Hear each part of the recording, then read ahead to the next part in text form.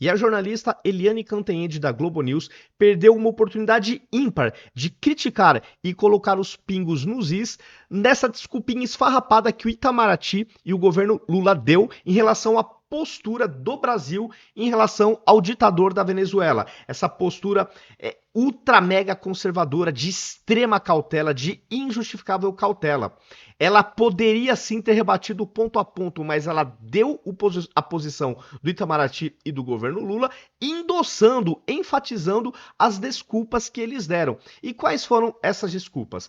Primeiro, eles falam que essa posição de cautela do Brasil em relação ao ditador da Venezuela manteve as portas abertas para um diálogo, como se o ditador Maduro estivesse disposto a dialogar, como se ele estivesse disposto a entregar o cargo após a derrota eleitoral.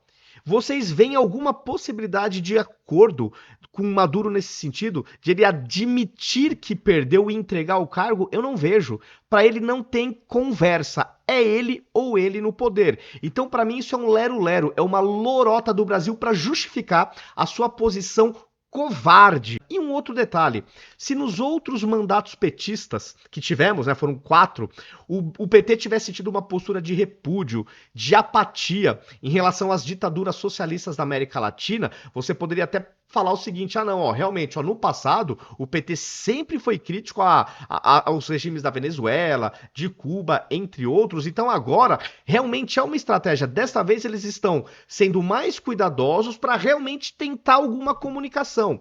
Se este fosse o cenário real, tudo bem, antes eles repudiavam, agora eles mudaram a posição por questão estratégica. Eu até entenderia o argumento, só que isso não é uma verdade. Historicamente, sempre houve um alinhamento do PT com as ditaduras dos países vizinhos.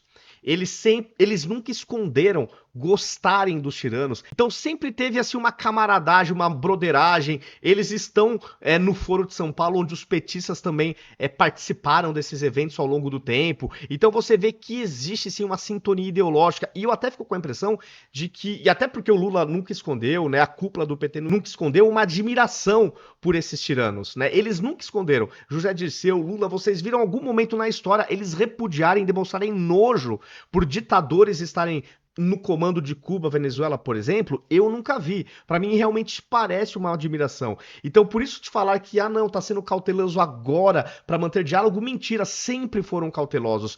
Infelizmente, sempre foram cautelosos. E depois, essa nota do governo ainda teve a cara de pau de criticar a Argentina e o Peru por eles terem sido lacradores, ou seja, por eles terem batido de frente logo de cara com o ditador da Venezuela. Olha que erro da Argentina e do Peru, não é mesmo? Eles não deram o benefício da dúvida para um ditador cafajeste, eles não deram o benefício da dúvida. Quem tá dando é o Brasil. Então o Brasil ainda se gaba criticando a Argentina e Peru por terem já de lá na largada baterem no tirano. Eu acho que isso era o mínimo que uma democracia teria a obrigação de fazer. Não dar benefício da dúvida para ditadores que querem ficar no poder até morrer. O Chávez só saiu porque morreu. O Fidel Castro só saiu porque estava mal da saúde e estava morrendo. Aí pôs o irmão, mas continuou toda a família na ditadura do país. Então é assim que vai funcionar. Tá? E o Brasil, na América do Sul, é uma potência. É lamentável esse posicionamento do Brasil passapanista, chancelando. E lamentável também a jornalista, que ao dar essa posição do governo Lula, não criticou e deu num tom de quem está endossando, de quem está concordando. Tudo isso, galera, é muito lamentável. Sem mais delongas, vamos entrar aqui para as falas da jornalista, que está repercutindo essa posição do governo, e eu vou fazendo outros comentários. Vamos lá. Eu tenho uma informação quentinha de hoje, eu acho que ainda ninguém deu isso, que é o seguinte, em sua própria defesa, o Itamaraty, o Palácio, enfim, o governo brasileiro diz o seguinte: os países que foram para cima já no primeiro momento, batendo no Maduro...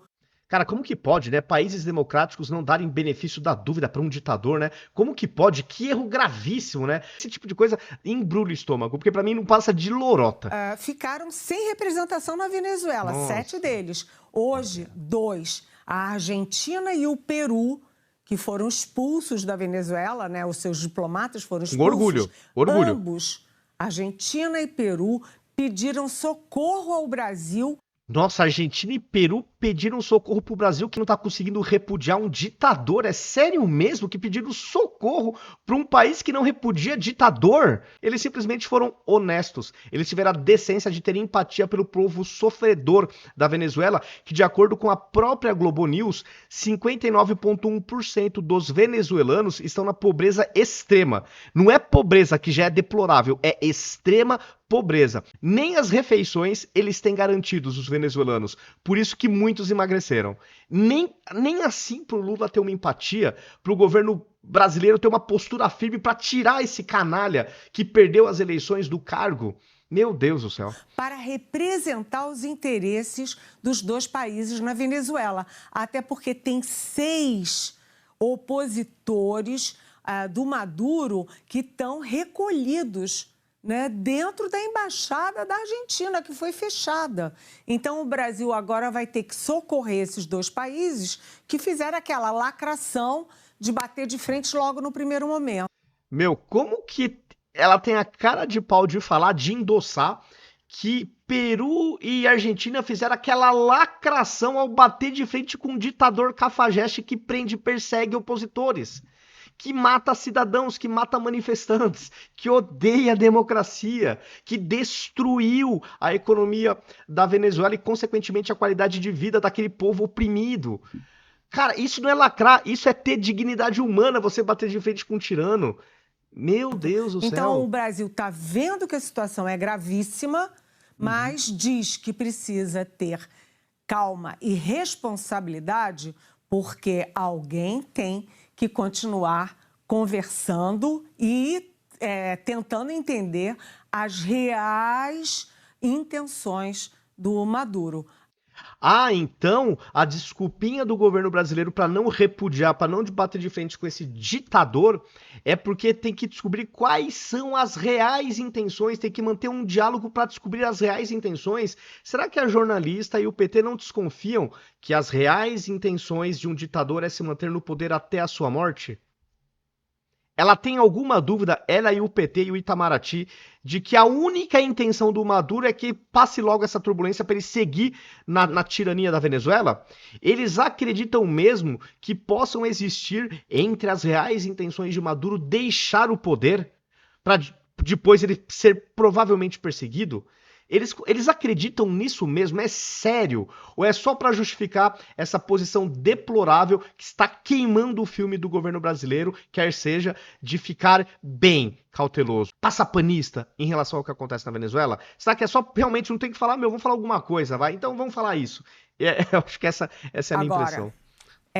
O problema é o seguinte, tudo isso tem tempo, porque se virar um banho de sangue, a coisa muda toda de figura. Só não vai virar banho de sangue, usando a expressão dela aqui, as palavras da jornalista, se ele continuar no poder, o Maduro. É óbvio que é só esse o cenário que não vai ter banho de sangue. Ele não vai aceitar deixar o poder. Qual é o canal de comunicação que o PT quer... Qual que é o sentido deste canal de comunicação que o PT quer manter com um cara que a gente já sabe que só topa continuar no poder, não tem outra alternativa? Coloque nos comentários se vocês concordam com o meu ponto de vista, com o meu posicionamento, ou com o do governo petista e o da própria jornalista que endossou essa posição do governo. Coloque nos comentários o que vocês acham, né, justificando aí a opinião de vocês. Se gostaram do vídeo, compartilhem, me sigam nas redes sociais, ativem as notificações e até o próximo vídeo.